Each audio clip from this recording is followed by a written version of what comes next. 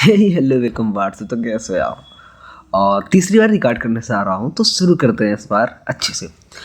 तो ये जो पीरियड है इसमें मैंने नीट, जेई, आईआईटी और एम्स के पहले PYQ मार्क करके रखे हैं। तो अब हमारा टारगेट है कि एनसीईआरटी की कौन कौन सी लाइन से असर्शन रीजन कैसे बनेंगी उनको अच्छे से करना, और कौन सी लाइन है, कौन से कॉन्सेप्ट है जो ज़रूरी है, हमें कैसे याद करना है, उनकी ट्रिक्स। क्योंकि तुम बोलते हो भैया भूल जाता है, तो अब ना भूले ये मेरी जिम्मेदारी है। तो शुरू करते हैं अब एनसीईआरटी की एक एक लाइन। ओके, ठीक है। तो तुम्हारा लिखा है in P block element last electron enters the outermost P orbital. यार जाहिर सी बात है कि अगर पी ब्लॉक पढ़ रहे हैं तो लास्ट इलेक्ट्रॉन कहाँ इंटर करेगा? पी ऑर्बिटल में।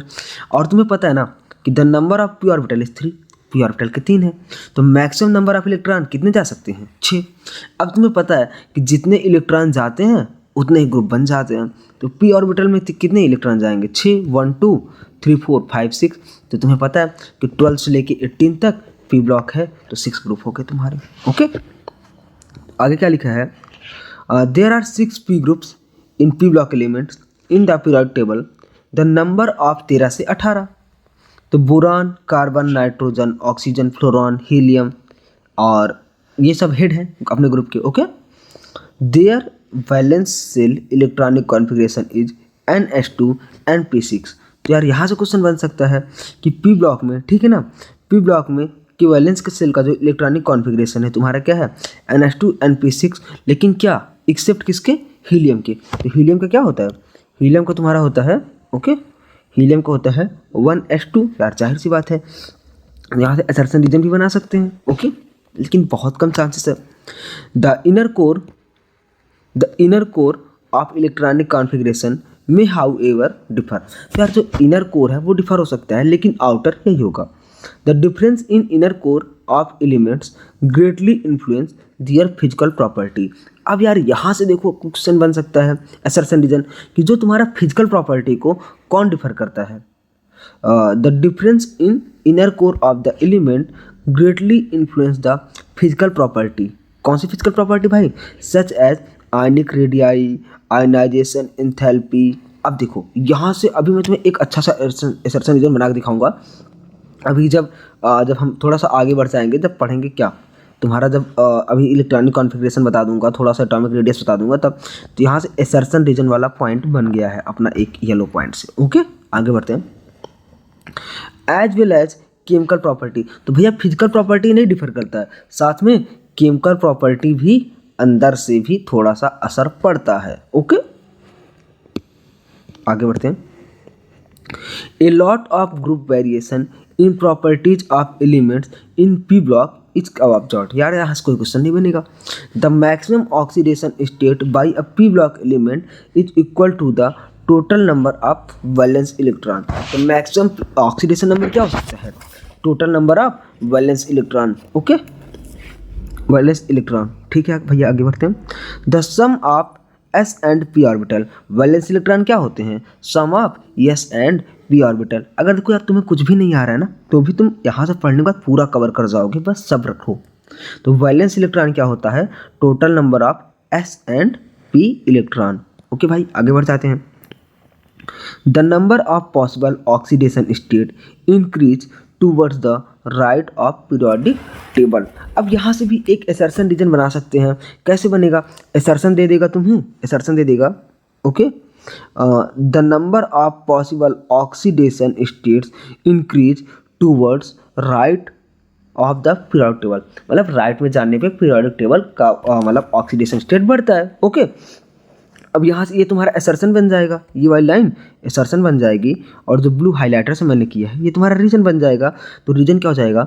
The maximum oxidation state shown by a P block element is equal to the total number of valence electron. तो अच्छा असर्शन रीजन बन जाएगा कि नहीं बन जाएगा, ये बताओ तुम। ये हो गया तुम्हारा, यहाँ से असर्शन रीजन बन सकता है। ये समझ आया? दोनों पॉइंट समझ आया? नहीं आया तो आगे बढ़ते हैं। In addition to the so-called group oxidation state, p block element may show other oxidation state which normally, छोड़ो यहाँ से कुछ भी नहीं बन सकता। ओके, तो आगे देखते हैं।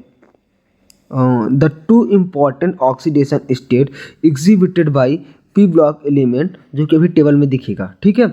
इन boron carbon nitrogen families the group oxidation state most stable state higher elements होते हैं।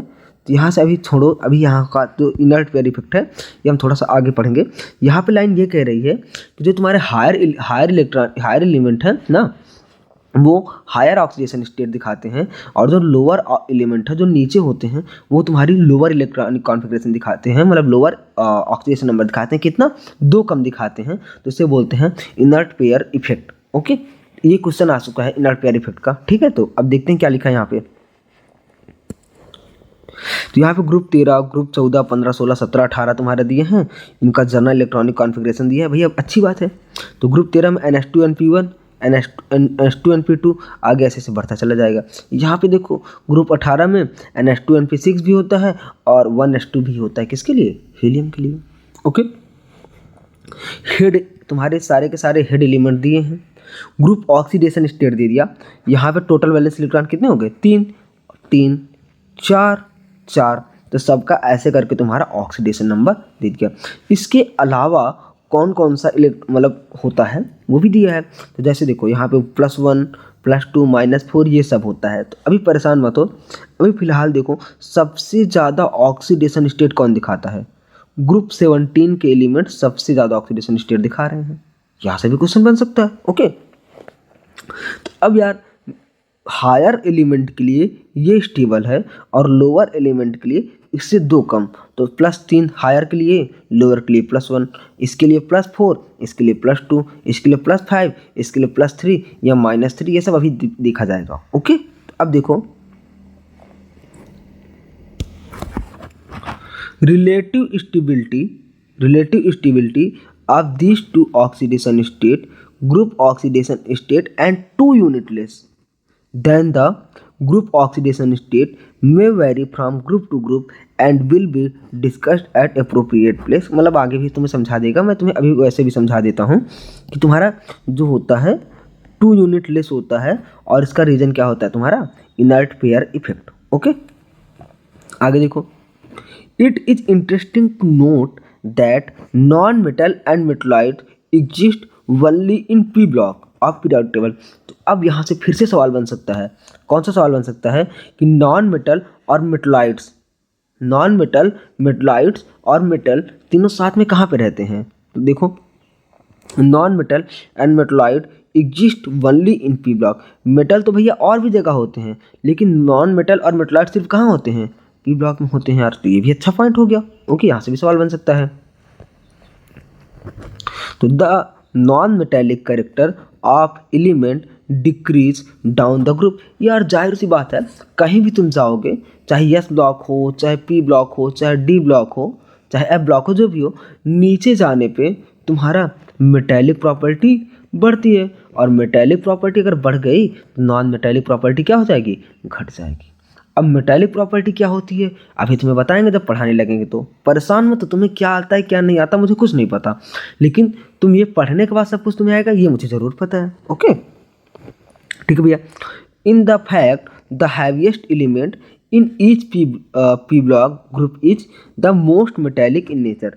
ठीक है भैया, तो कह रहा है जो सबसे नीचे वाला होगा, मतलब हैवीएस्ट एलिमेंट होगा, उसकी मेटेलिक कैरेक्टर मोस्ट होगी। यार सबसे जाहिर सी बात है, बता दिया, समझ आ गया ना यार। उतने ही पॉइंट हाईलाइट करेंगे जहाँ से सवाल आ सकता है, बाकी समझाते मैं लाइन बाय लाइन ही रहा हूँ, ठीक है ना।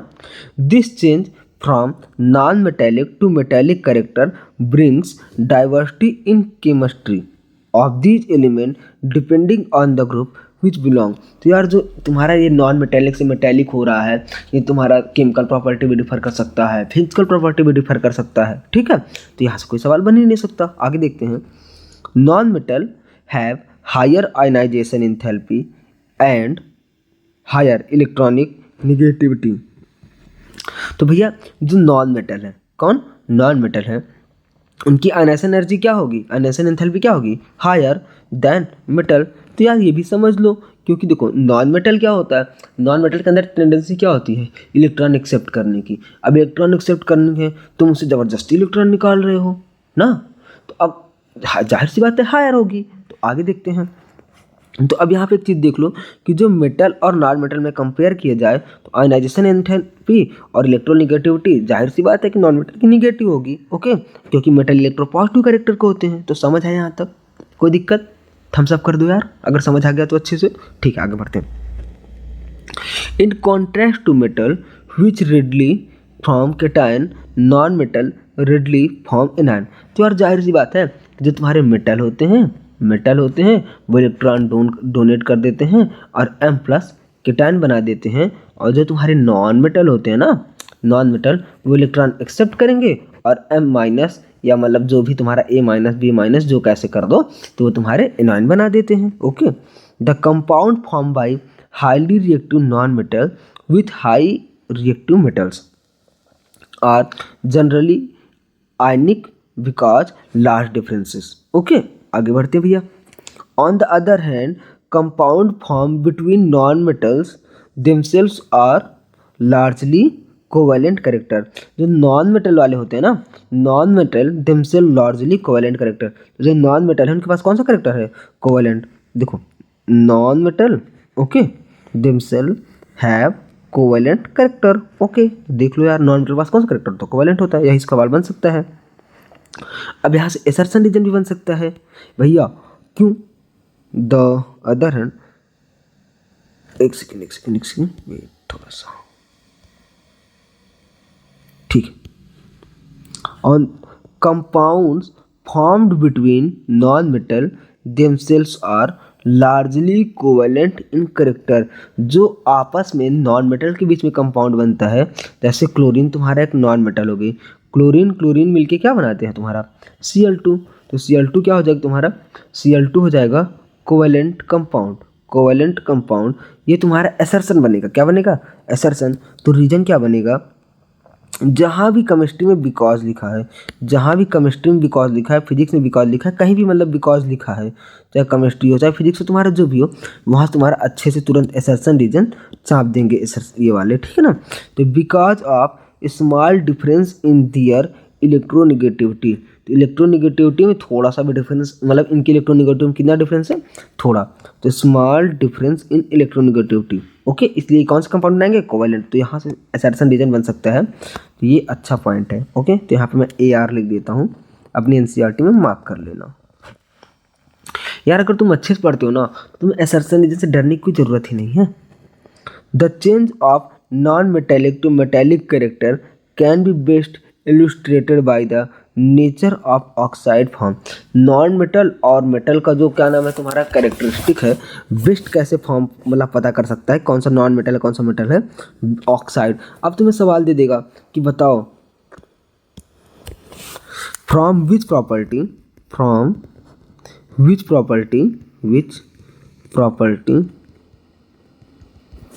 We can distinguish easily orbiter between metal and non-metal। अब तुम्हारे पास ऑप्शन होगा फॉस्फेट बना लेना, ठीक है ना, फॉस्फेट बना लेना, ऑक्साइड बना लेना, हैलाइड बना लेना, कुछ और बता देगा 4 नंबर पे, ठीक है ना। आंसर क्या चला जाएगा? ऑक्साइड। तो अच्छा सवाल है। तो अब NCERT की लाइन से ऐसे तो सवाल बन सकते हैं ना। ओके, ठीक है भाई। The non metal oxide are acidic और neutral whereas metal oxide are basic in nature. Non metal के ऑक्साइड कैसे होते हैं? नॉन मेटल के ऑक्साइड तुम्हारे होते हैं एसिडिक या फिर न्यूट्रल, वेयर एज मेटल के ऑक्साइड कौन से होते हैं? बेसिक। अब यार मैं तुम्हें एक सवाल दे रहा हूँ, तुम्हारा काम है तुम्हें बताना है कि तुम कौन कौन से न्यूट्रल ऑक्साइड के नाम जानते हो। न्यूट्रल ऑक्साइड कौन कौन से हैं? तो अब ये कमेंट करके बताना है, ठीक है ना, तुरंत कमेंट करो। ओके, और आंसर है तुम्हारा CONO, साथ में वाटर भी आता है। ओके, ठीक है भैया, आगे बढ़ते हैं। The first member of P block differs from the remaining member of their corresponding group. Of the major respect. जो तुम्हारा फर्स्ट मेंबर होता है पी ब्लॉक का, मतलब ठीक है ना, किसी भी ब्लॉक का हो, फर्स्ट मेंबर जो होता है औरों से डिफर करता है रीजन। क्यों? First is the size and all other property which depend on size. समझ गए बात? पहला तुम्हारा भैया साइज सबसे छोटा होगा, तो इसके बाद साइज के बाद जो भी प्रॉपर्टी साइज पर डिपेंड करेगी उन सब में डिफर करेगा। जैसे the lightest P block element shows the same kind of difference between lightest S block. जैसे एस ब्लॉक वाले लाइट दिखा, मतलब सबसे ऊपर वाले डिफरेंट प्रॉपर्टी दिखाते थे, वैसे ये भी दिखाएगा। ओके भैया, तो लिथियम एंड बेरिलियम, जैसे लिथियम एंड बेरिलियम तुम्हारे दिखाते थे, वैसे ये भी तुम्हारा दिखाएगा। समझ आई बात कि नहीं आई? ओके, आगे बढ़ते हैं। ठीक भैया, the second important difference which applies between two P block arise from the effect of D block. Okay, valence से हैवी एलिमेंट, रुक जाओ परेशान मत हो, and their lack in second period element. The second period element of P block starting from boron. ये एक second बस, अब तुम समझ जाओ, मैं तुम्हारा एक बार पढ़ लेता हूँ फिर तुम्हें सारा समझा देता हूँ। ओके ठीक है भैया, तो ये क्या कह रहा है, तो देखो यार यहाँ पे क्या लिखा है।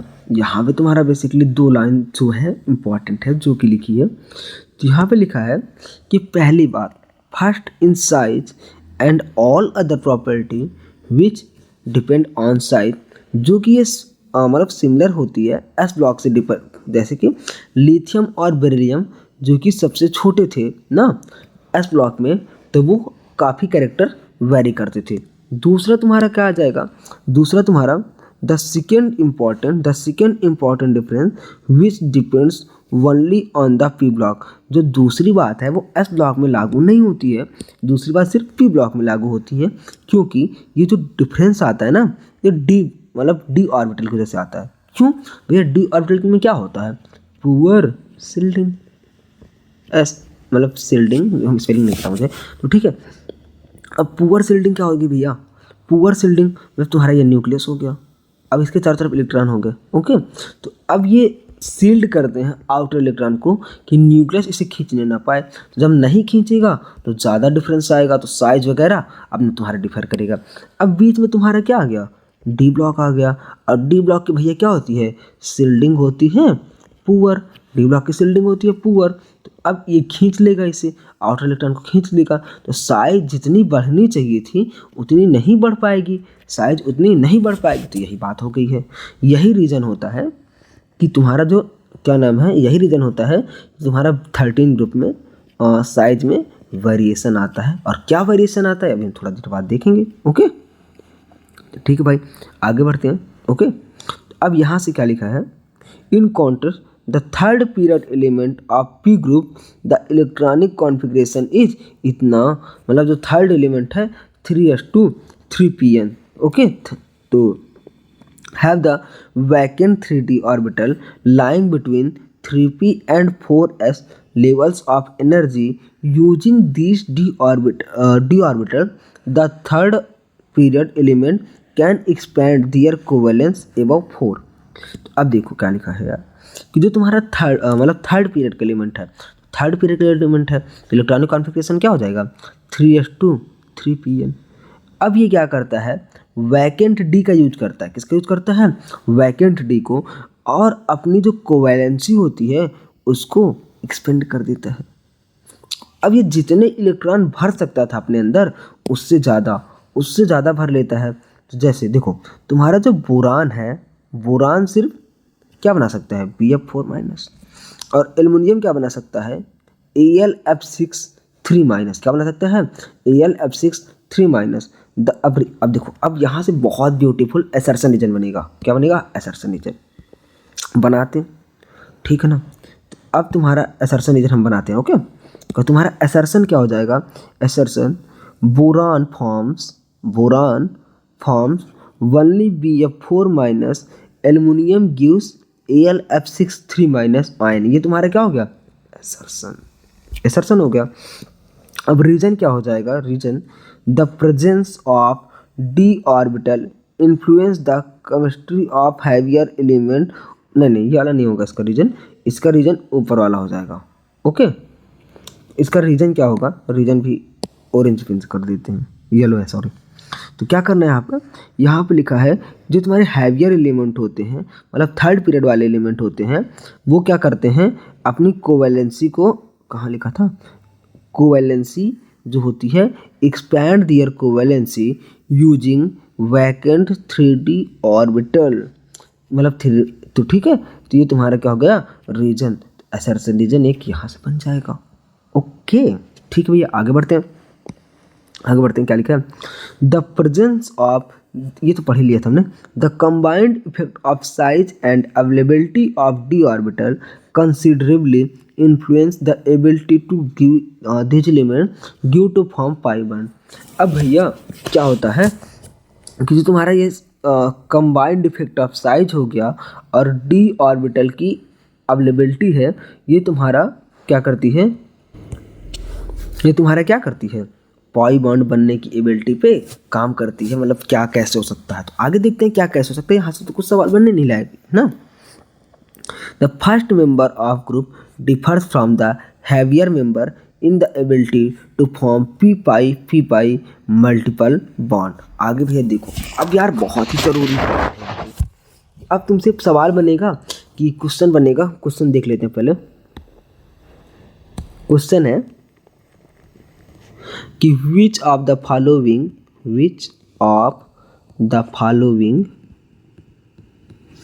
have p pi type of double bond। Option A, B, C, D. अब तुम्हें 4 ऑप्शन दे देगा, ऐसे करके तुम्हारा नीट में क्वेश्चन आ चुका और आया भी होगा पुराने एग्जाम में, जैसे एम्स, IIT, ठीक है ना।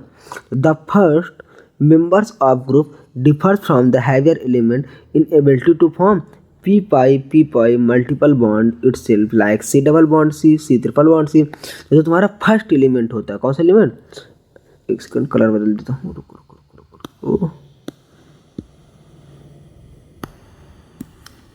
जो तुम्हारा फर्स्ट एलिमेंट होता है ना, हर ब्लॉक का, पी ब्लॉक में सबका जो भी होता है, पी, क्योंकि नाम ही पी आ रहा है ना, तो वो क्या बनाएगा, पी पाई, फिर नीचे वाले बनाएंगे पी पाई डी पाई, ठीक है ना, डी पाई। तो अब यहाँ पे कौन बना रहा है, जैसे C double bond C triple bond C, ठीक है ना।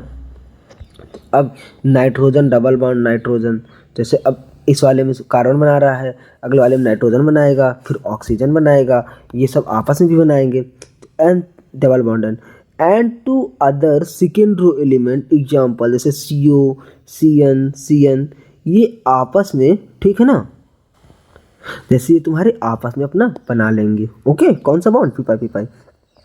This type of pi bonding is not particularly strong for the heavier P block element. ये जो पी पाई वाला है, ये हैवियर एलिमेंट के लिए अच्छा नहीं है, ये उतना स्ट्रॉन्ग नहीं होगा। तो आगे देखते हैं, the heavier element do form pi bond but this involve P pi D pi या डी पाई। आगे बात समझ में, तो पी पाई नहीं बनाते हैं, वो तुम्हारे क्या बनाते हैं, D pi P pi D pi P pi, ठीक है। तो कुछ भी कैसे ही बोल दो। As the D orbital are of higher energy, अब से देखो यार, डी ऑर्बिटल तुम्हारा हायर एनर्जी वाला है, तो उसे ये स्टेबल नहीं कर पाएगा। Okay, they contribute less to overall stability of molecule than does P pi. The coordination number in species of heavier element may higher than for the first element। तो आगे देखते हैं यार, यहाँ से कुछ भी आने लायक नहीं है, तो अब तुम्हारे यहाँ से क्या ही बन सकता है कि इसके पास पी पाई है, किसके पास पी पाई डी पाई, मैंने पहचानना पहले सिखा दिया। ओके, तो अब तुम्हारे यहाँ से क्वेश्चन आ चुका है तुम्हारा नीट में भी।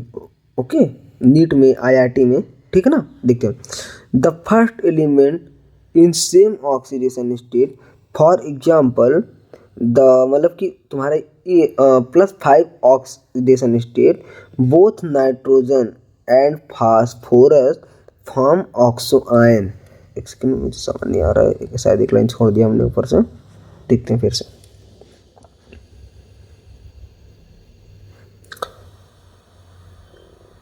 यार यहीं से देखते हैं।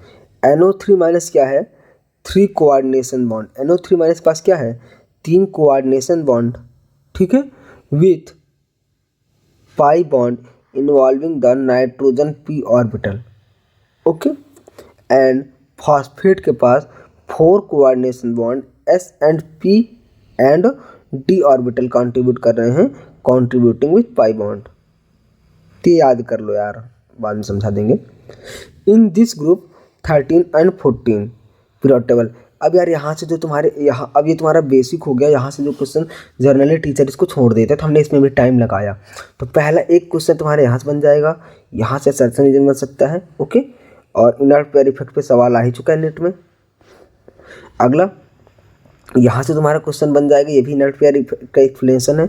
यहाँ से तुम्हारा असर्शन रीजन बन सकता है, न्यूट्रल ऑक्साइड तुम्हारा पूछ सकता है, हमने हाईलाइट कर दिया। यहाँ से कौन सा क्वेश्चन बन सकता है ये हमने एक्सप्लेन कर दिया। यहाँ से असर्शन रीजन बन सकता है, यहाँ से बन सकता है, वो हमने एक्सप्लेन कर दिया। तो अभी तक जो हमने टाइम बनाया, ये जो टीचर लोग छोड़ देते हैं वो हमने पढ़ा, ओके। अब हम आगे पढ़ते हैं। अब से हमारे यहाँ से ग्रुप 13 की शुरुआत होगी अच्छे तरीके से। तो आगे बढ़ते हैं, अब ग्रुप 13 पढ़ते हैं। दिस ग्रुप मतलब ग्रुप 13, यार ग्रुप 13 इज महाभयानक ग्रुप। क्या महाभयानक? अबे भैया महाभयानक क्यों कह रहे हो यार? महाभयानक कहने का मतलब है यार इसकी हर लाइन में क्या आएगा, एक्सेप्शन। और एक्सेप्शन ही पूछता है कहाँ पे, तुम्हारे एग्जाम में, जैसे नीट हो गया, जेईई हो गया, IIT एडवांस हो गया। अबे यार भैया कैसे याद करेंगे इतना सारा? अबे याद तुम का चिंता मत लो, करो याद करो का, मैं हूँ ना, मैं ऐसे तुम्हें ट्रिक्स बताऊंगा, निमोनिक्स बनाऊंगा, स्टोरीज बताऊंगा, तुम्हें सबका सब इजली याद हो जाएगा। तो शुरू करते हैं फिर बिना किसी नहीं टाइम वेस्ट के। तो this group element shows a wide variation in properties, वही बताया मैंने यार। Boron is a typical non metal, aluminium is metal but shows many chemical similarities to boron and gallium। अब यहाँ से जो भी सवाल आया है कर रहे हैं हाईलाइट। बोरान क्या है, नॉन मेटल है। और ये सवाल कहाँ आ चुका है तुम्हारे नीट के एग्जाम में, लिख देता हूँ, पहले छूट गया था आई थिंक सो। तो ये क्वेश्चन तुम्हारा नीट के एग्जाम में आ चुका है, ठीक है ना। चलो छोड़ो यार, बता दिया यही काफ़ी है ना, ठीक है। तुम्हारा नीट के एग्जाम में यहाँ से क्वेश्चन आया था। आगे बढ़ते हैं। एल्युमिनियम मेटल होता है यार, सबको पता है ना। बोरान गैलियम इंडिया में तो पता है। अब यहाँ से देखते हैं, यहाँ से boron is a fairly rare element mainly occurs in orthoboric acid, borax, kernite. ये सारे एलिमेंट मतलब सारे कंपाउंड है जो बोरान के होते हैं। तो ये तुम्हें याद कर लेने हैं और हम याद करा भी देंगे, ठीक है ना। तो आर्थोबोरिक एसिड, बोरिक्स Na2B4O7, कार्नाइट Na2B4O7.4H2O, ओके। अब यहाँ कहाँ पाया जाता है बोरिक्स, उससे हमारा कोई मतलब नहीं है, तो हम बोरान के कंपाउंड लिख देते हैं। कौन कौन से, H3BO3, boric acid, boric acid, okay ठीक है भैया। तो बोरिक एसिड का स्ट्रक्चर कैसे है, BOH। एक यार सवाल तुम कमेंट करके बता दो मुझे कि यार OH होता है ना, तो उसे तो बोलते हैं बेसिक, लेकिन यहाँ पे 3 OH है ना, फिर भी ये क्या है, एसिडिक, ये है बोरिक एसिड। तो अब बताओ क्यों। अब देखो दूसरा कंपाउंड जो है ये तुम्हें बताना है कमेंट करके कि इसके पास 3 OH होने के बाद भी ये क्या है, एसिड। बताओ क्या। अगला हो गया Na2B4O7.10H2O, ये तुम्हारा बोरिक्स हो गया, ओके बोरिक्स हो गया, ये भी ज़रूरी है, याद हो जाएगा, सब परेशान मत हो। अगला Na2B4O7.4H2O, ये हमें भूल जाता है, इसका नाम है कार्नाइट। ऐसे याद कर लो ना यार, कार के पास कितने पहिए, 4। वाह क्या मतलब राइम्स हो गया ना यार। कार के पास कितने पहिए, 4, तो 1 पहिया, 2 पहिया, 3 पहिया, 4 पहिया। अब भैया अजीब सी कार बना दी। ठीक है कोई बात नहीं, कार बन गई। और कार कितने पहिए? 4। तो कार्नाइट में कितने कितने मतलब कितने वाटर? 4। तो याद हो गया ना? ओके ठीक है भाई। अब बोरिक्स यहाँ पाया जाता है लद्दाख में, सांभल झील, ये सब तुम्हारा किसी काम का नहीं है। अब तुम्हारा जो काम का शुरू हो रहा है चीज़ वो यहाँ से है। तो आगे करते हैं। There are 2 isotopic form of boron. Boron का तुम्हारा 2 आइसोटॉपिक फॉर्म है, B10 19% और B11 81%। यहाँ से तुम मोल कॉन्सेप्ट में भी क्वेश्चन बन जाता है ना, मोल कॉन्सेप्ट वाला।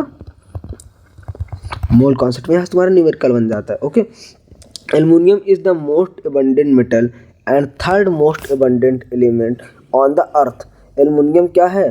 तुम्हारा थर्ड मोस्ट एलिमेंट है, मतलब थर्ड मोस्ट अबंडेंट मेटल है अर्थ पे। ऐसे याद कर लो यार, एल्युमिनियम जो है थर्ड पीरियड का आता है। किसका? थर्ड पीरियड में होता है ना, तब थर्ड पीरियड में होता है तो third most element, third most metal हो गया अर्थ पे। ओके, और हम अर्थ पे रहते हैं तो ऐसे करके याद कर लो। अब ऐसे करके आगे देखो, तो एल्युमिनियम ये सब तुम्हारे किसी काम का नहीं है, किसी काम का नहीं, किसी के नाम नहीं है। ओके, तो अब बॉक्साइट का फार्मूला ज़रूरी है, थोड़े से और फार्मूले। बॉक्साइट होता है Al2O3.2F2, cryolite Na3AlF6 are important minerals of aluminium. ठीक है, इतना समझ लो, ये याद कर लो। ठीक है, आगे बढ़ते हैं। एक सेकंड सॉरी। ठीक है ना, अब यहाँ से और कुछ नहीं आएगा। ठीक है, atomic physical and chemical property जो होती है अभी बताई जाएगी, तो हम तुम्हें अभी बताएंगे। ओके, तो अब यार इलेक्ट्रॉनिक कॉन्फ़िगरेशन पे आ जाते हैं। ठीक है, इलेक्ट्रॉनिक कॉन्फ़िगरेशन पे आ जाते हैं। तो जाहिर सी बात है यार तुम्हें कि इस वाले ग्रुप का इलेक्ट्रॉनिक कॉन्फ़िगरेशन क्या होगा? NH2 NP1। ठीक है यार, NH2 NP1 तो सबसे पहले लिख देता हूँ। तो नहीं, आगे नीचे तो लिखा ही होगा ना, तो वही एक्सप्लेन कर लिया जाएगा आगे। The outer electronic configuration of this element is NH2 NP1. A close look at electronic configuration suggests that while boron and aluminum may have noble core, gallium and indium have noble gas plus 3 neutron.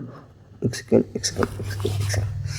Boron और aluminium, boron और aluminium के पास क्या होता है? Nobel core. और तुम्हारा gallium और indium के पास क्या होता है? Nobel core +10। Thallium have 14F + D electron. अब तुम कहोगे भैया ये नोबेल कोर क्या होता है यार, तुम तो हमें कन्फ्यूज या रहे हो। नहीं, कन्फ्यूज या नहीं रहे हैं भाई। नोबेल कोर का मतलब कुछ नहीं होता यार। नोबेल कोर का मतलब होता है लास्ट में 2s2 2p6 मतलब 8 इलेक्ट्रॉन का होना। तो अब जो तुम्हारा ये बोरान और एल्युमिनियम में इलेक्ट्रॉनिक कॉन्फ़िगरेशन में आखिरी में आ जाता है 2 मतलब NS2 NP6, तो ये नोबेल कोर हो गया। लेकिन जो तुम्हारा गैलियम इंडियम है यहाँ पे 3D 4D आ जाएगा, तो नोबेल कोर से 10 इलेक्ट्रॉन ज़्यादा हो जाएगा। अब तुमसे सवाल पूछ सकता है कि बताओ इनमें से किसके पास नोबेल कोर से ज़्यादा इलेक्ट्रॉन हो सकते हैं? This will be a good question. अब क्वेश्चन तो इजी है, लेकिन अगर तुमने NCERT नहीं पढ़ी तो नहीं पता चलेगा ना, इसीलिए हम NCERT पढ़ रहे हैं। The electronic structure of this element are more complex than for first 2 groups of element. अब यहाँ से कुछ नहीं कह रहा है, डिस्कस भी लोग करेंगे ही। Okay, atomic radii on moving down for each successive number of 1 extra. अभी तक तुमने क्या पढ़ा था कि जब भी तुम नीचे जाओगे तुम्हारा साइज, एटॉमिक साइज क्या होना चाहिए? बढ़ना चाहिए। लेकिन क्या लेकिन भाई, क्या पुरान है ना, तो मतलब ये महाभयानक ग्रुप है। तो अब देखो यार, इलेक्ट्रॉनिक कॉन्फ़िगरेशन देख ले कहीं पर लिखा है कि नहीं लिखा है। चलो लिख ही लेते हैं ना। आओ, तो इलेक्ट्रॉनिक कॉन्फ़िगरेशन हम लिख लेते हैं। एक सेकंड। तो हमें लिखना है भाटा की, आलू की, गाजर की, इन की, थैला की या थाली की, जो भी जैसे। तो अब तुम बताओ तुमने कैसे याद किया है। तो भाटा की हो गई कितनी? एक सेकंड, चलो NS2 NP6 NH2 NP6 NH2 ना इसको पीछे कर देना थोड़ा सा, N-1 D10 NP6, इसका भी सेम हो जाएगा ऊपर वाले जैसे। और यहाँ पे क्या हो जाएगा, यहाँ पे तुम्हारा मतलब F भी आ जाएगा, D भी आ जाएगा। तो अब यार देखो अब क्या होता है, atomic radii on moving down for each successive number of one extra shell added, तो तुम्हारा atomic radius expected to increase, expect की जाती है इंक्रीज हो जाएगी।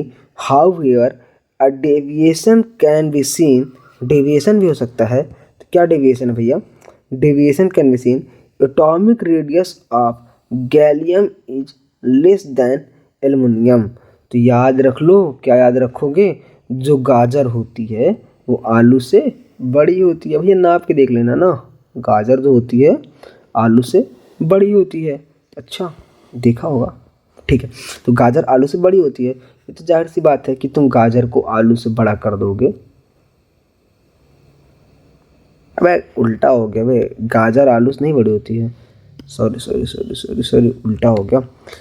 आलू गाजर से बड़ा होता है, आलू गाजर से बड़ा होता है, जाहिर सी बात है उल्टाना है यार, तो ध्यान देना, उल्टा देना, ठीक है ना। आलू गाजर से बड़ा होता है, ऐसे आकर क्या कर सकते हैं। तो अब रीजन क्या है, this can be understood from the variation in inner core of electronic configuration.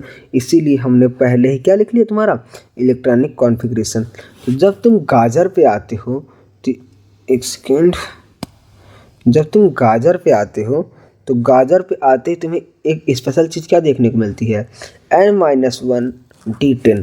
अब हमने थोड़ी देर पहले क्या बताया था कि N-D10 की क्या होती है, पुअर शील्डिंग। तो अब बाहर वाले इलेक्ट्रॉन को और ज़्यादा अट्रैक्ट करेगा, तब और ज़्यादा अट्रैक्ट करेगा तो क्या होगा, और ज़्यादा अट्रैक्ट होकर करेगा, साइज छोटी हो जाएगी। आई बात समझ कि नहीं आई। अब देख लो असर्शन रीजन यहाँ से बनेगा, ये यार क्या हो गया, अब ये तुम्हारा बन जाएगा असर्शन कि जो तुम्हारा आलू होता है वो गाजर से बड़ा हो जाता है। तो रीज़न तुम्हें कमेंट में लिखना है कि आलू बड़ा होता है, तो रीज़न क्या है कमेंट कर देना। तो फिलहाल मैं बता भी देता हूँ, the presence of additional T electron offer only poor screening effect, screening effect कम होती है या शील्डिंग इफेक्ट कम होता है, जिसकी वजह से तुम्हारा जो होता है आलू गाजर से बड़ा हो जाता है। For the outer electron form increase nuclear charge in gallium, okay ठीक है भैया।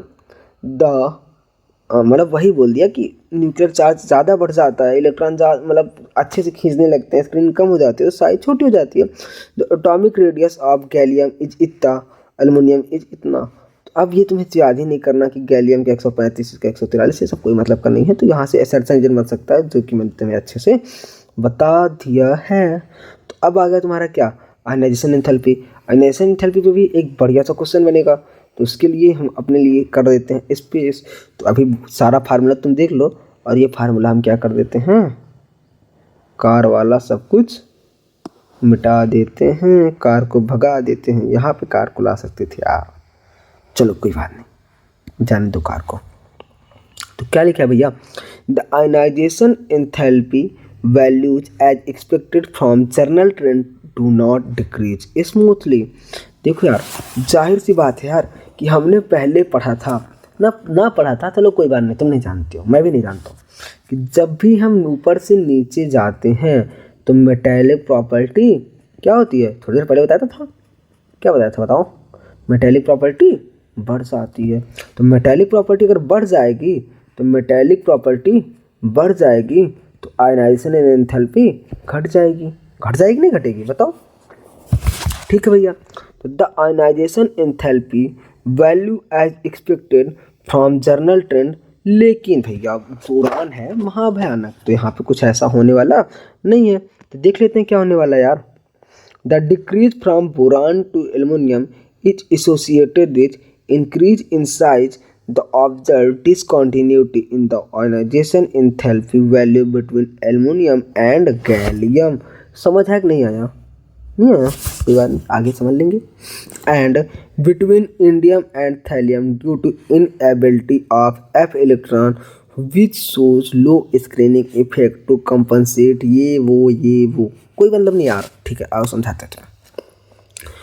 अपन को एक चीज़ समझना है, अपन को क्या समझना है, अपन को आयनाइजेशन एंथैल्पी का ऑर्डर याद करना है। तो ऑर्डर पहले लिख के आते हैं यहाँ से, ऑर्डर आयनाइजेशन एंथैल्पी का। तो भैया तुम कहाँ हो आयनाइजेशन एंथैल्पी? तुम्हें ये टेबल पढ़ने में दिक्कत होती है ना, और इस टेबल को याद कर लेते हैं। तो आयनाइजेशन एंथैल्पी लिखा है ना, तो बोरान की है 801, इसकी 570, इसकी 579। घटना चाहिए था, बढ़ गई, घटना चाहिए था, बढ़ गई। तो यार इसको याद करते हैं लोग दो तरीके से। एक लोग याद करते हैं ऐसे कर लेते हैं, चलो भैया अपन बनाएगा डब्लू, अपन क्या बनाएगा, अपन बनाएगा बबलू। ऐसे किया, ऐसे किया, अपन ने बना दिया थोड़ा सा तिरछा डब्लू बना दिया, पहला तरीका हो गया। तो यहाँ पे क्या रख दिया, भाटा, यहाँ पर रखा आलू, यहाँ पर रखा गाजर, यहाँ पर रखा इन, यहाँ पर रखा थाली, यहाँ पर रख दिया क्या, थाली। तो यार एक ये भी तरीका है। तो यहाँ पे लेकिन जब हम भाटा आलू गाजर इन थाली बनाते हैं तो थोड़ा थोड़ा हमारा डब्लू डिफरेंट मतलब लफड़ा हो जाता है डब्लू में, कि ऐसे बनाऊँ कि वैसे बनाऊँ। तो यहाँ पे थोड़ा सा लोग परेशान हो जाते हैं। तो मैंने इसे कैसे याद किया था, मैंने याद किया ठीक है भाई लड़ाई कर लो, गुस्सा कर लो, लेकिन गाली मत दो, ठीक है ना। तो हम गाली वाला तरीका ही अपनाएंगे, डब्लू वाले में थोड़ा सा बबलू बन जाता है अपन का, क्योंकि वहाँ समझ नहीं आता कि टी को ऊपर करना है, मतलब कौन सा तीर ऊपर करना है, कौन सा तीर नीचे करना है। तो अपन बनाएगा बबलू, और अपन क्या करेगा, हम कहेंगे देख भैया जितनी लड़ाई करनी है कर ले, बट तेरे को क्या नहीं देनी है, गाली। बट गाली ना दो, नहीं तो क्या हो जाएगी, सुताई। बे यार मस्त है ना, गाली मत दो नहीं तो क्या हो जाएगी, सुताई हो जाएगी। ओके तो ठीक है भैया, गाली मत दो। तो सबसे ज़्यादा क्या हो गया, बोरान का। फिर एक सेकंड, सॉरी टी लिखना था ना। तो फिर बट थैलियम, फिर गैलियम, फिर एल्युमिनियम, फिर इंडियम। क्या सही लिखा है अपन ने? सबसे ज़्यादा था बोरान का, फिर थैलियम का, फिर गैलियम का, फिर एल्युमिनियम का, फिर ये। तो अपन का गाली वाला तरीका सबसे बेटर है, बट गाली ना दें। ठीक है भैया, बट गाली ना दें, ये तो तुम्हारा हो गया जाहिर सी बात नॉर्मल सा। अब यहाँ से तुम्हारा क्या बन जाएगा, नीट में क्वेश्चन, नीट में क्वेश्चन। अब तुम कहोगे भैया यार तुमने असर्शन रीजन का वादा किया था। अब असर्शन रीजन का हमने वादा किया था, तो अब ऐसे ही हो जाएगा। तो असर्शन कैसे आएगा, असर्शन आएगा कि आयनाइजेशन एनर्जी ऊपर से नीचे जाने पे घटती है, लेकिन ये इर्रेगुलर ऑर्डर है। असर्शन रीजन क्या होगा, तुम्हें दो लोगों का बीच में दे देगा, जैसे दे देगा कि बोरान और एल्युमिनियम के बीच में आयनाइजेशन एंथैल्पी ऊपर से नीचे जाने पे घटनी चाहिए, लेकिन मतलब बोरान के बाद एल्युमिनियम की आनी चाहिए, लेकिन एल्युमिनियम से ज़्यादा आयनाइजेशन एनर्जी किसकी होती है, थाली की और गाजर की। तो बीच में भाटा और आलू के प्यार के बीच में फंस गया कौन, थाली और गाजर। तो भाटा और आलू की जब बात हो जाएगी तो इनके बीच में आयनाइजेशन एनर्जी का जो डिफरेंस है, एंथैल्पी का जो डिफरेंस है, उसका रीज़न है तुम्हारा इंक्रीज इन साइज। और जब इंडिया या थाली, इन और थाली के बीच में जब भी बात आई, इन और थाली के बीच में एफ इलेक्ट्रॉन की स्क्रीनिंग इफेक्ट, असर्शन रीजन बेहतरीन लेवल पे। ठीक, ओके।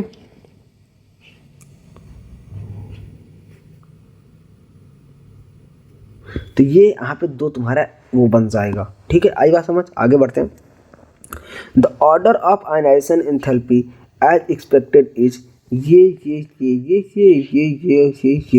तो भैया देखो, जितना इधर उधर करना हो कर लो, लेकिन जब भी एक एलिमेंट की बात की जाए, किसकी बात की जाए, एक एलिमेंट की, तो हमेशा हमेशा जब भी एक एलिमेंट की बात की जाए तुम क्या बोलोगे?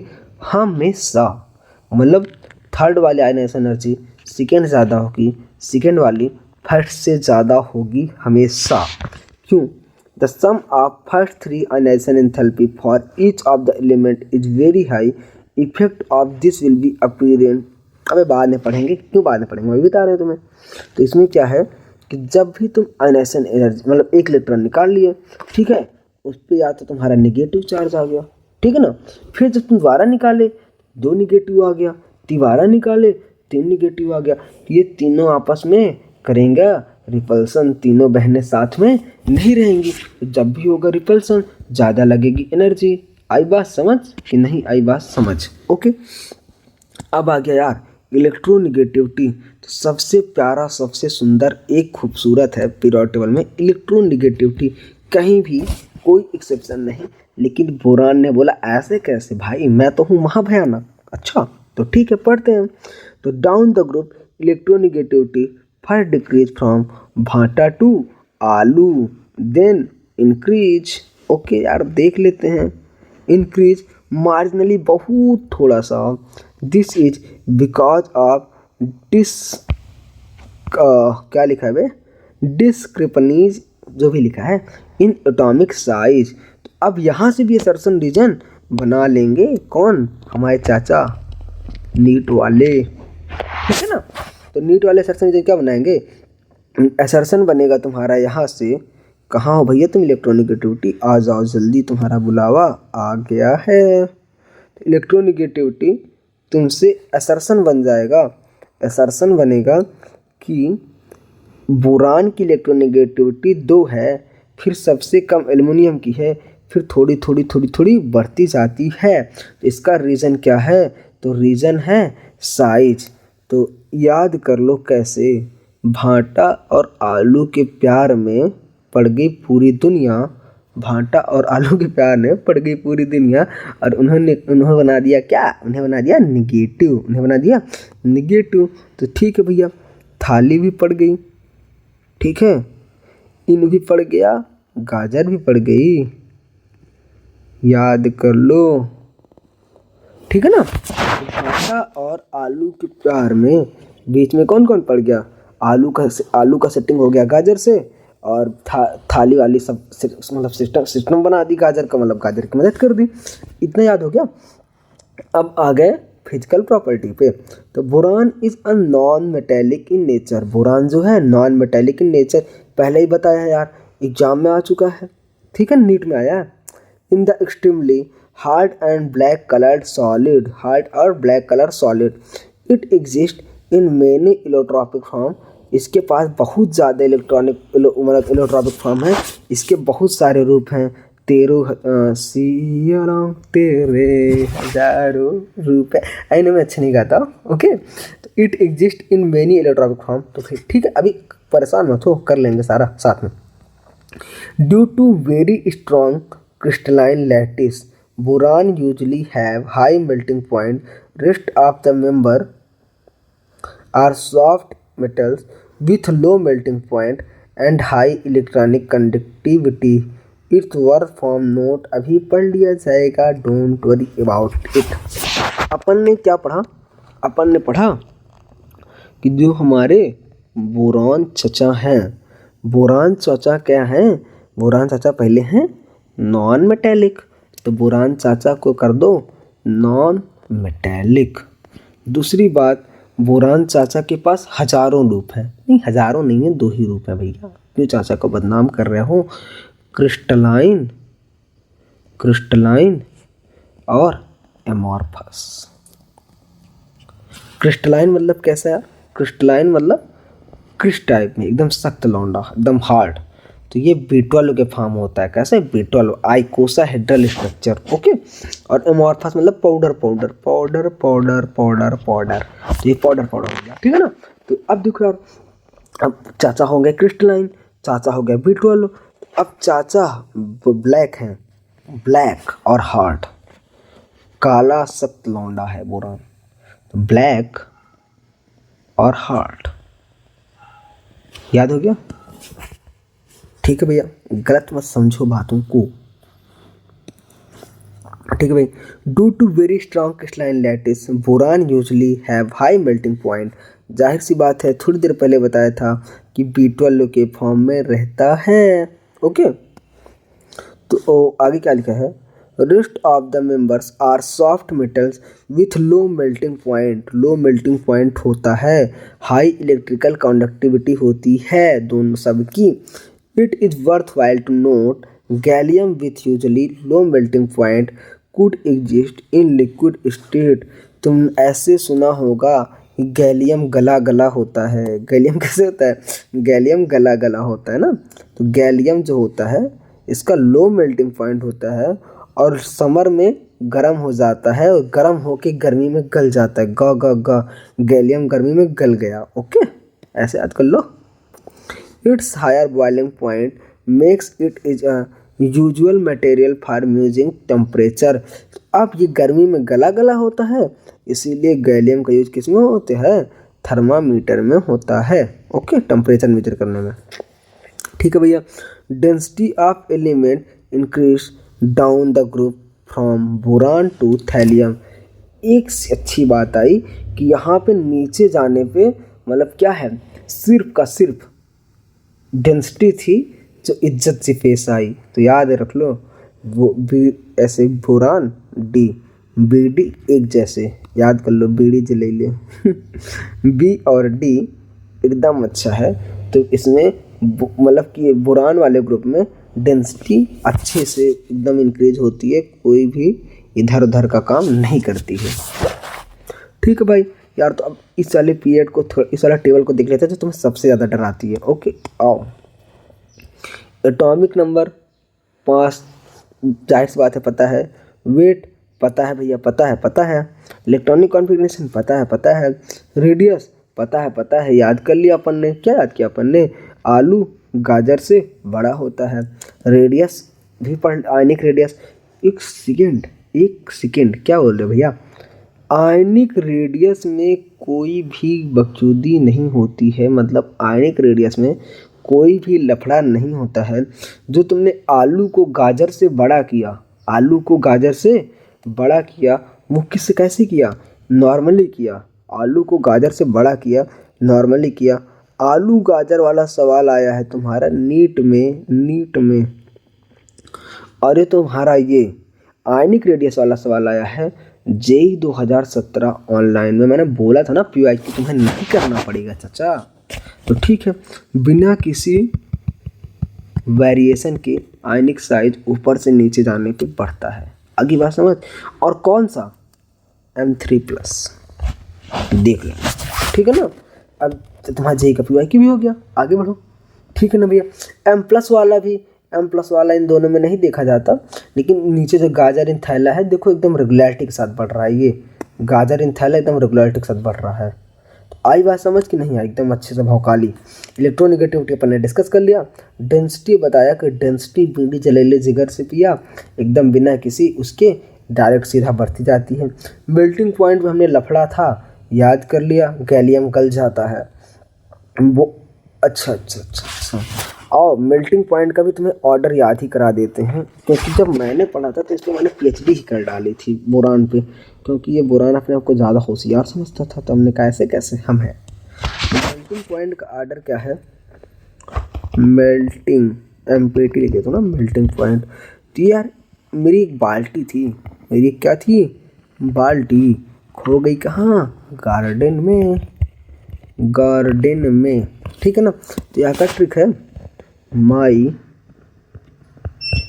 अब देखो बाल्टी इन गार्डन, ये भी याद कर लो। माई बैटिंग भी याद कर सकते हो, माई बाल्टी इन गार्डन।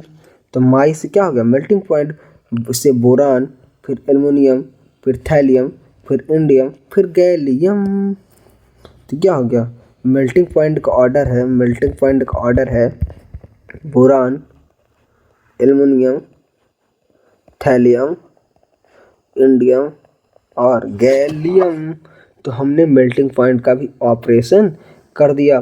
बॉइलिंग पॉइंट यार देखो, बॉइलिंग पॉइंट भी डेंसिटी की तरह काम करता है, नीचे जाने पे घटता जाता है। तो याद कर लो बीडी के बाद एक और भी है बीडीबी, ठीक है। अब तो तुम्हारा ये फिजिकल प्रॉपर्टी का अपन ने अच्छे से ऑपरेशन वाला ऑपरेशन कर लिया। अब आ गए हम केमिकल प्रॉपर्टीज पे, तो चलो केमिकल प्रॉपर्टीज शुरू करते हैं। Okay, due to small size of boron the sum of its first 3 ionization enthalpy is very high. यार भैया देखो, बोरान क्या होता है, बोरान क्या होता है अभी बताया, आइकोसाहेड्रल होता है। तो इसका मतलब शुरू वाले 3 का आयनाइजेशन एंथैल्पी बहुत ज़्यादा होता है। This prevent it to form 3+ ion to force it to form only covalent compound. तो बोरान इसीलिए +3 नहीं बना पाता है, सीधा कोवेलेंट कंपाउंड बनाता है। रीजन क्या है, high ionization enthalpy. But we move from boron to aluminium, जब हम बोरान से एल्युमिनियम की तरफ जाते हैं the sum of first 3 ionization enthalpy of aluminium decrease, फिर नीचे जाने पे एल्युमिनियम का डिक्रीज होने लगता है। तो एल्युमिनियम बना लेता तुम्हारा क्या, Al3+। In fact aluminium is highly electropositive metal. जाहिर सी बात है भैया, तुम्हें पता होगा कि एल्युमिनियम क्या है, मेटल है, और मेटल ही नहीं है, इलेक्ट्रोपॉजिटिव मेटल है, हाईली इलेक्ट्रोपॉजिटिव मेटल। चलो हाईलाइट कर देते हैं, एल्युमिनियम 3+ आयन बनाता है क्योंकि एल्युमिनियम क्या है, हाईली इलेक्ट्रोपॉजिटिव मेटल। समझ आई बात कि नहीं आई। However down the group due to poor shielding effect of D and F orbital, the increased effective nuclear charge NH2 tightly unresponsible for inert pair effect। अब यहाँ से आ गई नई बात जो कि आई है JEE 2019 और नीट 2015 में। अब भैया देखो, मैंने नीट के सारे क्वेश्चन हाईलाइट नहीं किए हैं, मतलब सारे क्वेश्चन मार्क नहीं किए हैं, क्योंकि मुझे पता है कि नीट कंसोल्ट तुम्हें लगाना ही लगाना है। तो अब इनर्ट पेयर इफेक्ट की वजह से क्या हुआ, ओके, एज दियर दिस नहीं दिस पीस कुछ नहीं, नीचे से एक लाइन नीचे से थोड़ा सा हाईलाइट करना है। Only p orbital electron may be involve in bonding, जैसे कि गैलियम इंडियम थैलियम जो होता है इनके पास बोथ +1 +3 होता है। अब देखो, भाटा आलू गाजर इन थैला, भाटा आलू गाजर इन थैला। तो अब अपन ने कर लिया यहाँ पे, ये +3 वाला है और ये +1 वाला है। ओके, अब क्या लिखा है, क्या लिखा है भैया, क्या लिखा है, तुमने क्या लिखा है। तो ठीक है, गैलियम इंडियम और एल्युमिनियम जो है ये +3 और +1 दोनों दिखाते हैं। गैलियम इंडियम और एल्युमिनियम, गैलियम इंडियम और एल्युमिनियम ये +3 और +1 दोनों दिखाते हैं। आई बात समझ। इस वाले को हम डिलीट कर देते हैं, मिटा देते हैं, बोरान को दिखाता है, लेकिन तुमने क्या पढ़ा था, बहुत ज़्यादा हाई वो होता है, क्या होता है, हाई आयनाइजेशन एंथैल्पी होता था। तो ये +1 नहीं दिखाता है, इसको काट दिया अपन ने, ठीक, ओके, ठीक है भैया। ये यहाँ से लेके यहाँ तक वाले चाचा ये सब दिखाते हैं। +1 भी चाहिए इनको, +3 भी चाहिए। ये क्या हो गया, ये क्या हो गया, एक्सएन जे का होगा, आगे देखो, ठीक है। तो +1 नीचे जाने पे the relative stability of +1 oxidation state progressively increase for heavier element, नीचे एल्युमिनियम से लेके थैलियम तक बढ़ता चला गया, ये याद रख लो। ओके, आगे देखो, इन थैलियम +1 ऑक्सीडेशन स्टेट प्रिडोमिनेंटली। अब देखो भैया, थैलियम में +1 ही होता है, थैलियम अगर +3 दिख गया तो भाग जाता है, कहता है नहीं नहीं नहीं नहीं नहीं मैं तो एक के साथ जाऊंगा। तो थैलियम का हमेशा क्या होता है, थैलियम का होता है तुम्हारे +1। और ये क्वेश्चन कहाँ आया है, जेई और नीट दोनों में। ओके, ठीक है भाई, आगे देखो क्या लिखा है। और इसका रीजन क्या है, रीजन भैया, रीजन है इनर्ट पेयर इफेक्ट। अगर ये बनेगा असर्शन तो इनर्ट पेयर इफेक्ट वाला बनेगा रीजन। ओके, आगे बढ़ते हैं। The compound in +1 oxidation state as expected from energy consideration the more ionic than those +3 oxidation state. अब यहाँ से एक और सवाल बन सकता है, क्या? देखो, the compound in +1 oxidation state as expected from energy consideration are more ionic in +3 oxidation state. जो नीचे वाले होते हैं, नीचे वाले +1 होते हैं, वो मतलब कि मोर आयनिक होते हैं, +1 वाला मोर आयनिक होता है एज कम्पेयर टू +3। अब भाई देखो, कोई बात नहीं यार, यहाँ पे कोई दिक्कत नहीं है। नीचे जाने पे मेटेलिक प्रॉपर्टी बढ़ जाती है, तो मेटेलिक प्रॉपर्टी के बढ़ जाने से ये जाहिर सी बात है, पॉसिबल है। ओके, ठीक है। आगे क्या लिखा है? In trivalent state the number of electron around the central atom molecule of compound of these element, जैसे boron Bf3 will only 6 such eight electron deficient. जैसे जहाँ देख, तुम्हारे जो ग्रुप 12 वाले, मतलब ग्रुप 13 वाले एलिमेंट हैं, जैसे कि बोरान, इसका हमने किसी से बॉन्ड बनाया, जैसे मान लो फ्लोरीन से बना दिया, ठीक। अब हमने इसका बॉन्ड बना दिया फ्लोरीन से, तो इसके पास कितने इलेक्ट्रॉन? 1 2 3 4 5 6, तो इसके पास 6 इलेक्ट्रॉन आए भैया। अब 6 इलेक्ट्रॉन आए तो क्या हो गया? Electron deficient. और इलेक्ट्रॉन डिफिशिएंट को आज के ज़माने में क्या बोलते हैं? Lewis acid. आज के ज़माने में इलेक्ट्रॉन डिफिशिएंट क्या बोलते हैं? लुईस एसिड बोल देते हैं भैया। अच्छी बात नहीं है, लेकिन बोलते हैं। ओके, ठीक है भैया, इलेक्ट्रॉन डिफिशिएंट लुईस एसिड। तो यहाँ तक हो गया, behave as Lewis acid. Highlight कर देता हूँ लुईस एसिड। अब इसको तो मैंने क्यों नहीं लिखा? तो हज़ारों बार आया है ये लुईस एसिड वाला, हज़ारों बार आया है, हर एग्जाम में आया है। नीट हो गया, जेई हो गया, IIT एम्स, हर एग्जाम में आया। Okay, the tendency to behave as Lewis acid decreases with increase in size down the group. Lewis acid की तरह बिहेव करने की टेंडेंसी नीचे जाने पर घटती जाती है, जमाना बढ़ता जाता है।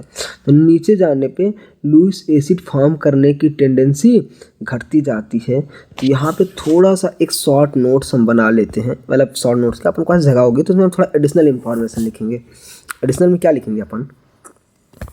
लुईस एसिड कैरेक्टर,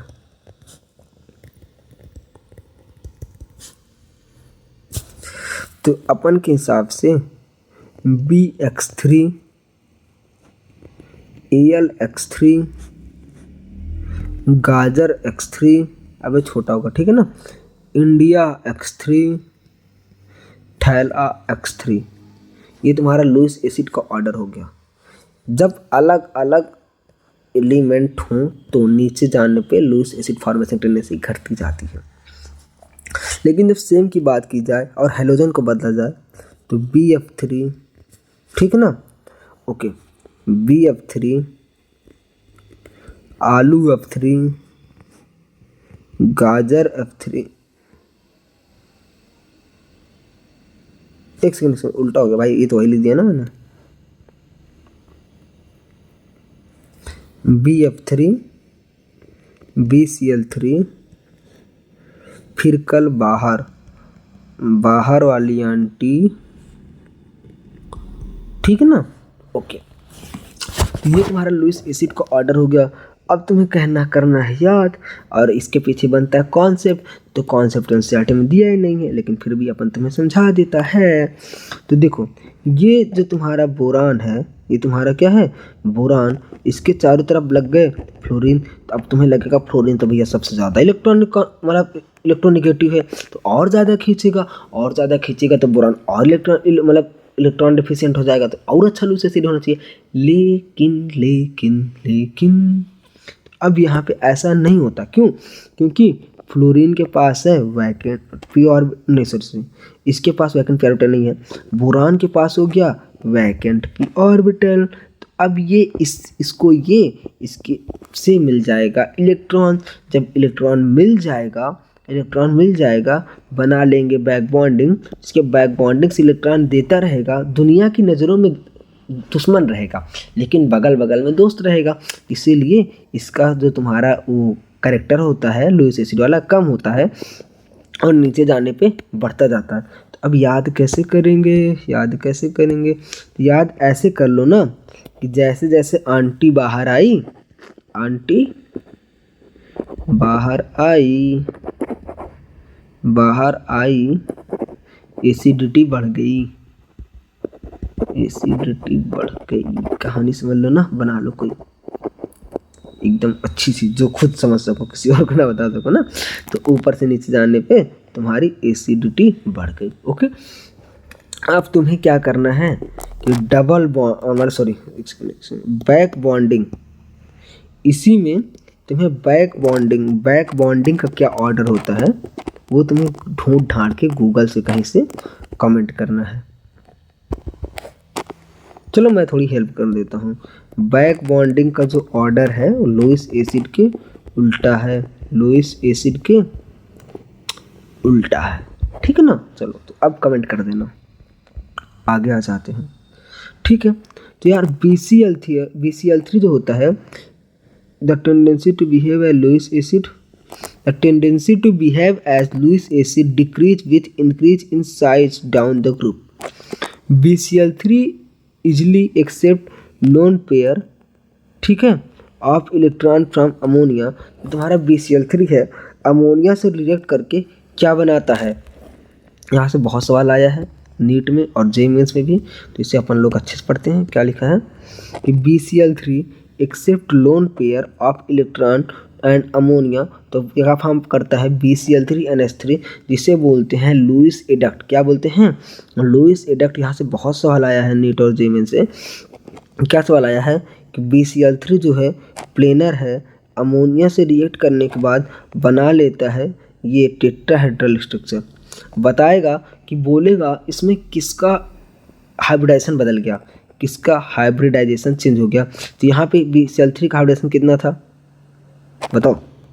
यहाँ पे था तुम्हारा, यहाँ पे था sp2, ठीक, sp2 अब हो गया sp3, इसका हाइब्रिडेशन हो गया चेंज, अमोनिया का जैसे था वैसे ही रहा। तो ये सवाल आता है एग्जाम में, तुम्हारा नीट में भी आ चुका है ये सवाल, JEE में भी आ चुका है ये सवाल, एम्स में भी आ चुका है और IIT में भी तो आ ही चुका है। अब देखो यार अगला उसका BCl3 का काम तो ऐसे बन गया, AlCl3 ने अपने में ही घर में ही शादी करके एक डाइमर बना लिया। क्या बना लिया? डाइमर। और डाइमर कैसा होता है? टेट्राहेड्रल होता है, ठीक। ये तुम्हारा सवाल आ चुका है एग्जाम में, ठीक है ना।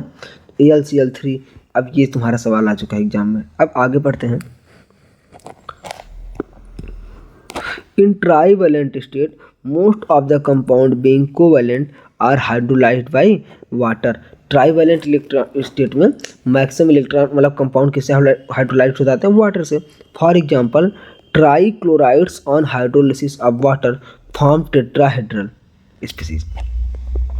तो जो तुम्हारी ट्राइक्लोराइड है, ट्राइक्लोराइड हाइड्रोलिसिस करने पर वाटर के साथ टेट्राहेड्रल स्पीसीज बनाते हैं। यार कोई बात नहीं, जाहिर सी बात है। अब इसे याद कर लेना, ट्राइक्लोराइड हाइड्रोलिसिस पे टेट्राहेड्रल स्पीसीज MO4 माइनस के फॉर्म में बनाते हैं। तो जरूरी है तो बना लेना याद करके, ठीक है। In the hybridization state of M is sp3। यहाँ पे इसकी हाइब्रिडाइजेशन स्पीसीज क्या होगी? sp3। सवाल आ चुका है उड़ीसा नीट 2019 में।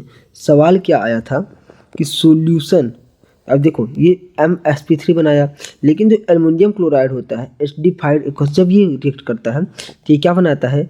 AlH2O का 6 3+। क्यों बनाता है भाई? क्योंकि AlH2O का 3+ इसलिए बना देगा क्योंकि उसमें वैकेंट डी था, थोड़ी देर पहले तो पढ़ा था। In this complex ion 3D orbital are aluminium involve. तो यहाँ पे किसका इन्वॉल्वमेंट शो हो रहा है? 3D का। अब एसर्शन रीजन भी बन जाएगा और हाइब्रिडाइजेशन sp3। उड़ीसा नीट में क्या पूछा था तुमसे? ये स्टेटमेंट हाइब्रिडाइजेशन वाला पूछा था, ठीक है ना। हाइब्रिडाइजेशन वाला स्टेटमेंट पूछा था, बोला था कि जो तुम्हारा एल्युमिनियम है, AlCl3 है, एल्युमिनियम क्लोराइड है, तुम्हारा एल्युमिनियम क्लोराइड है, ये तुम्हारा क्या करेगा? एल्युमिनियम क्लोराइड तुम्हारा, हाँ अब ठीक अच्छा लग रहा है। तो तुम्हारा एल्युमिनियम क्लोराइड है, एल्युमिनियम क्लोराइड, तो तुम्हारा जो एल्युमिनियम क्लोराइड है ये वाटर से रिएक्ट करके बनाएगा AlH2O6। ये बातें नहीं हुई थी बोला था इसका हाइब्रिडेशन क्या होगा, तो ये जाहिर सी बात है। अब यहाँ से AR भी बन सकता है, एसर्शन एंड रीजन। तो आंखें खोल के पढ़ना इसको। ठीक है, आगे बढ़ते हैं। अब एक सवाल दिया है, स्टैंडर्ड इलेक्ट्रोड पोटेंशियल AL इसका है, थैलियम का इतना है, ये है। Predict about formation of M3+ ion solution and compare electropositive character of metal. ये तुम्हारा हो गया क्वेश्चन और सॉल्यूशन। अब यही क्वेश्चन डायरेक्ट तुम्हारा नीट जेईई एम्स में दे देते हैं, फिर तुम परेशान हो जाते हो, भाई साहब हमने तो पढ़ा ही नहीं है। क्यों नहीं पढ़ते यार, पढ़ो। Standard electron potential values for two half cells suggest aluminum ये make aluminum 3+ ion whereas thallium is not stable in 3+ ion। क्यों? थैलियम तो +1 था ना भाई। ठीक है, but it is powerful oxidizing agent Tl+ more stable solution than Tl3, aluminum being able in form of +3 state is electropositive। यार जाहिर सी बात है, देख तुम्हारा एल्युमिनियम जो है थैलियम से ज़्यादा तो इलेक्ट्रोपॉजिटिव रहेगा ही ना, क्योंकि ये +1 बनाता है और ये +3 बनाता है। तो ये सवाल तुम्हारे एग्जाम में इसका नहीं, अगले वाले चैप्टर का मतलब कार्बन वाली फैमिली से कहे शिवजी सुने पार्वती से, यहाँ पे SN की रिएक्शन करा दिया था, SnCl4 वाली, और उस वहाँ पे रिड्यूस हो गया था क्योंकि सबसे नीचे वाला एलिमेंट +2 में स्टेबल होता है। तो वहाँ से तुम्हारा नेट में क्वेश्चन आ चुका था। अब जाहिर सी बात है आज यहाँ से दे देगा, तो इस बार यहाँ से देगा, तो इसको इसके लिए मैं रेडी रहना। ओके, अब आगे अपन लोग रिएक्टिविटी टूवर्ड्स एयर। थक गए क्या भाई? देख अभी वो समय आ गया ना, तो थकान वगैरह मैटर ही नहीं करती कि तुम कितना थके हो कितना नहीं थके हो, क्योंकि अब वो समय आ गया है तुम जितना करते जाओगे। एक और लौंडा है जो तुमसे दूर है, वो पहले से भी पढ़ रहा है, अभी भी पढ़ रहा है, और तुम अभी पढ़ रहे हो अभी थक रहे हो, तो क्या अच्छी बात है? ऐसे हो पाएगा नहीं ना। तो अब लग जाओ फिर से। ठीक है, चलो फिर से शुरू करते हैं। Reactivity towards air. Boron is unreactive in crystalline form. Boron crystalline form में क्या होता है? Unreactive. Aluminium forms very thin layer of oxide on the surface protect from the further attack. अभी यार ये बताओ, जैसे हम अपन के पास एल्युमिनियम मतलब बोरान तो रिएक्शन करेगा ही नहीं, बोरान तो क्रिस है और क्रिस सख्त है तो नहीं करेगा रिएक्शन सख्त के साथ। वो अलग बात है कि अपने क्रिस ने काया के साथ रिएक्शन कर लिया था। ओके, तो अब एल्युमिनियम जो है, एल्युमिनियम क्या नाम है, Al2O3 की थिन लेयर बना लेते हैं, Al2O3 की। अब देखिए यार, यहाँ से जेईई में सवाल आए थे, एक्टिव हो जाओ। थिन लेयर का वो बनाया था, तो अब ये फर्दर अटैक से प्रिवेंट कर देगा। अब देखो, बोरान का क्रिस वाला फॉर्म रिएक्शन नहीं करता। ओ, तो मतलब क्रिस में जो था वो एमॉर्फस फॉर्म था बोरान का, ऐसा जो काया के साथ रिएक्शन किया था। ऐसा कुछ नहीं भाई, पर amorphous boron and aluminium metal on heating form B2O3 अब तो एंड Al2O3 रिस्पेक्टिवली। ठीक है, with dinitrogen high temperature give nitrite. यार अब समझा देते हैं, देख क्या कह रहा है। जो तुम्हारा बोरान का क्रिस्टलाइन फॉर्म है, ये तो रिएक्शन करेगा ही नहीं। एल्युमिनियम अपने ऊपर रिएक्शन Al2O3 का लेयर बना के खुद को सेफ और सिक्योर कर देगा। ओके, अब जो तुम्हारा बोरान का एमॉर्फस फॉर्म है, बोरान का एमॉर्फस, वो रिएक्शन करेगा। तो जब भी तुम्हारे पास सवाल आएगा स्टेटमेंट फॉर्म में, बताओ which of the following reaction is true और फॉल्स, इनमें से कौन सी रिएक्शन सही है या कौन सी रिएक्शन गलत है। तुमने देखा बोरान के साथ B2O3 बन रहा है, उससे पहले तुम सबसे पहले देखना कि आगे क्रिस्टलाइन लिखा है कि एमॉर्फस। आगे बात समझना, ठीक है? ओके, और जब भी तुम्हें कोई एयर से रिएक्शन करने के लिए कहे तो तुम समझ जाना कि तुम्हें ऑक्सीजन और नाइट्रोजन से रिएक्शन करने के लिए कह रहा है। तो आई बात समझ, अब हो जाएगा। The nature of these oxide varies down the group. इन ऑक्साइड का नेचर नीचे जाने पर वेरी करता जाता है। Boron trioxide is acidic, react with basic metallic and form metal borates. Aluminium and gallium oxide are amphoteric and those of indium and thallium are basic in property।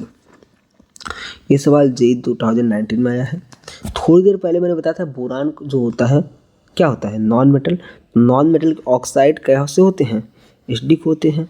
ठीक नीचे जाने पे एल्युमिनियम और gallium के oxide जो होते हैं क्या होते हैं, एम्फोटेरिक होते हैं और इंडियम थैलियम मेटेलिक हो जाते हैं। तो इनके ऑक्साइड बेसिक हो जाते हैं। इसे याद करने में कोई बड़ी दिक्कत नहीं है, लेकिन ठीक है तुम याद मत करो, बस इतना समझ लो बोरान नॉन मेटल है तो एसिडिक हो गया। इसके बाद हम अभी एक नेक्स्ट छोटी सी वीडियो बनाएंगे जो अभी कल तक आ जाएगी। इसमें ऑल एम्फोटेरिक मेटल कैसे, ऑल एम्फोटेरिक ऑक्साइड याद करने की ट्रिक है। और ट्रिक तो मैं भी बता देता हूँ। कुछ लोग थे जो जा रहे थे तो उन्होंने उसमें एक जनाबे अली था तो गाना गा रहा था, जनाबे अली ने बेकार गाया पंजाबी सॉन्ग। तो अब जनाबे अली जेडन हो गया, एल्युमिनियम हो गया, पीबी हो गया, ठीक है ना, बेरियम हो गया बेकार। तो ये सब तुम्हारे क्या होते हैं, एम्फोटेरिक ऑक्साइड। इसका ट्रिक तुम्हें बहुत जल्दी मिल जाएगा। अब इसका तुम्हें अब एम्फोटेरिक पता होगा तो नीचे वाला मेटल है तो बेसिक, ऊपर वाला नॉन मेटल तो एसिडिक। ओके आगे आ जाओ। थक गए क्या भाई, रुक जाओ बस थोड़ा सा 10 मिनट और पढ़ लेते हैं, फिर एकदम ब्रेक ले लेंगे आज का। ओके ठीक है। Reactivity towards acid and alkali. ठीक है भैया आओ देखो, boron does not react with acid and alkali. भैया बोरान एकदम सख्त लौंडा हो चुका है, बोरान किसी से रिएक्शन नहीं करेगा ना, लेकिन एमोर्फस वाला ऑक्सीजन से कर रहा था, इतना ध्यान रखना। But aluminium dissolve in mineral acid, aluminium जो होता है मिनरल एसिड डिजॉल्व हो जाता है एंड एक्वस एल्कली में भी। 10 सोच एम्फोटेरिक करेक्टर। तो ये एम्फोटेरिक करेक्टर दिखाता है क्योंकि जो एम्फोटेरिक होते हैं जैसे कि एल्युमिनियम, ये तुम्हारा एसिड से भी रिएक्शन करेगा और बेस से भी, ठीक है ना। तो आगे बढ़ जाते हैं। Aluminium dissolve in dilute HCl, dilute HCl में रिएक्शन करेगा और तुम्हारा हाइड्रोजन गैस रिलीज करेगा।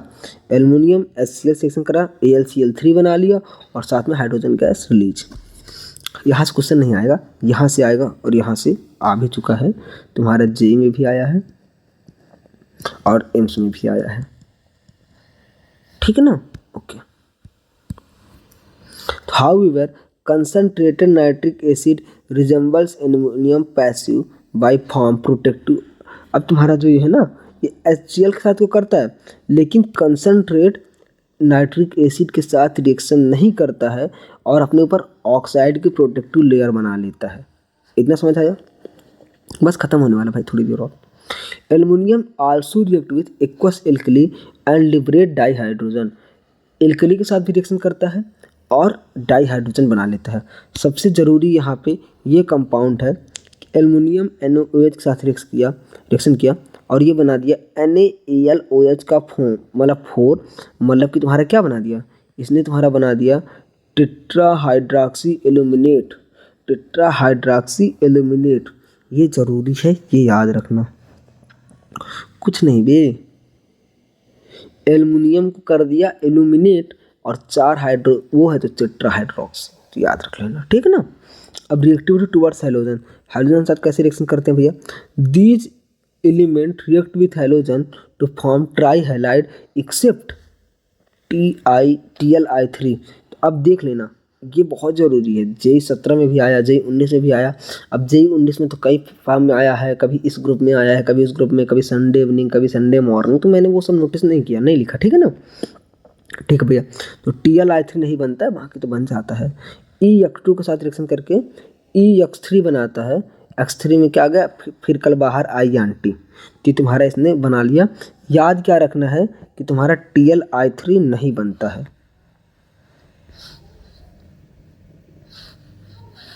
शिफ्ट हो जा भाई। ओके ठीक है, अपन लोग यहाँ तक मतलब चलो यहाँ तक पढ़ लेते हैं, यहाँ तक, या फिर एमॉर्फस प्रॉपर्टी कर देते हैं, 1.5 घंटे का लेक्चर हो जाएगा, फिर आगे बढ़ लेंगे। White fumes appear around the bottle of anhydrous aluminium chloride. Reason बताना है, असर्शन, बहुत सही भाई। अब यही तुम्हारे एग्जाम में असर्शन रीजन बन जाएगा। White fumes appear around the bottle of anhydrous aluminium chloride. Reason है anhydrous aluminium chloride is partially hydrolysed with atmosphere से रिएक्शन करता है और लिबरेट करता है HCl गैस। मॉइस्ट HCl जो होता है अपीयर वाइट इन कलर। अब भैया याद रख लो कि मॉइस्ट HCl का कलर कौन सा होता है? वाइट। कैसा होता है? वाइट। ओके, ठीक है भाई। अब यहाँ से अपन लोग ये पढ़ लिया। अब अपन का क्या टारगेट है यहाँ तक? उम्मीद करता हूँ यार अच्छे समझ आया होगा। मैंने ट्राई किया तुम्हें अच्छे समझाए। और देखो यार 1 घंटा लगा है, ठीक है ना। कल थोड़ा सा और बड़ा लेक्चर करेंगे और ट्राई करेंगे कि पूरा तुम्हारा बोरान ख़त्म हो जाए और कार्बन ख़त्म हो जाए। तो अगर ठीक है ना, अब अच्छे से ख़त्म हो जाएगा। धीरे धीरे ऐसे बढ़ते चले जाएंगे और जो छोटी मोटी ट्रिक्स होगी यूट्यूब पे अलग से लाते रहेंगे। जहाँ जहाँ तुम्हें और दिक्कत आ रही है अपना कमेंट कर दो, हम ट्रिक बना के तुम्हारे पास भेज देंगे। थोड़ा भी परेशान नहीं होना है, बस मेहनत करते रहना है। आज नहीं तो कल होगा, हर मुश्किल का हल होगा। बस मेहनत करते रहो यार। अगर तुम्हें लग रहा है ना तुम्हें सिलेक्शन नहीं होगा, तुम 10 दिन तक मेहनत करते रहो कंटिन्यू। 10 दिन तक 14 घंटे 15 घंटे जितना कर सकते हो उतना करो। फिर देखना 15 दिन बाद तुम्हें लगेगा ना अबे मैं नहीं कर सकता तो कोई नहीं कर सकता, मैं नहीं कर सकता तो कोई नहीं कर सकता। बस ये तुम्हारे अंदर से आ जाए और पूरी जान लगा दो यार। इस बार नहीं तो कभी भी नहीं ना। सब लोग गलती करते हैं शुरू में, मैटर करता है कौन आखिरी में मेहनत कर रहा है। बस वक्त आ गया है, मेहनत करो, सब अच्छा होगा, पूरी जान लगा दो, ठीक है ना। तो बाय बाय, मिलते हैं कल फिर से। और जो दिक्कत हुआ व्हाट्सएप नंबर तो है ही है, मेंटरशिप वाला ग्रुप, उसमें ज्वाइन हो जाओ, ठीक है। अगर तुम्हारे पास नहीं है तो कमेंट करो, मैं तो भेज दूंगा। ओके, तो बाय बाय, मेहनत करते रहो अच्छे से और लगे रहो।